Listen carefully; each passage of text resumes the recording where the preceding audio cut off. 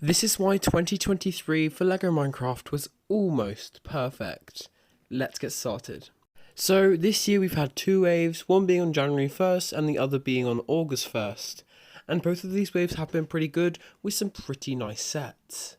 But as I said, this year has been almost perfect.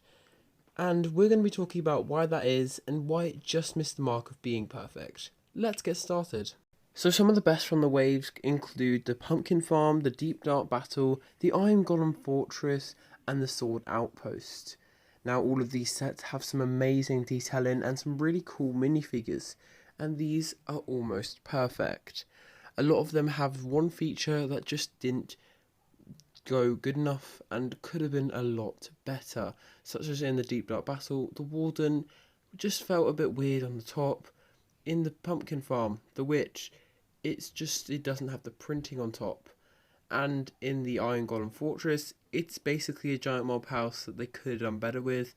And the Sword Outpost, the Alley, it has really bulky arms and stuff like that. So each of these sets have one little thing that just doesn't feel right. And the really annoying thing is that these could have been easily fixed by LEGO, such as just adding a little bit more printing to the Witch, or changing the headpiece for the Warden. Or for the Sword Outpost, they could have just used the baby zombie body and added some wings to it. It would have been so much easier and such an easy fix for them. But instead, they just got it just a little bit wrong. And talking about what sets you get in the waves in general, there were several mob houses, which could have been better. We could have got a lot less mob houses than we actually did. So that was just a little bit annoying. And yes, most of these sets have their small imperfections. So it just was quite a good wave, but it had its imperfections. And most of these are actually related to minifigures, and most of them being new minifigures.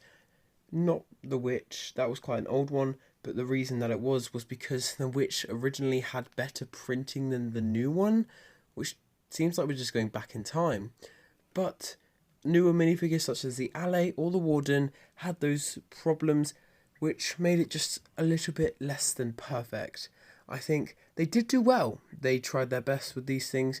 They could have had a few more things, and they could have just tried a little bit harder on a few of the different things, like the Alley or the Warden. But we've got to think, at least we didn't get anything as bad as something like the Wandering Trader, which they didn't really try at all with. The printing on the head was just absolutely awful.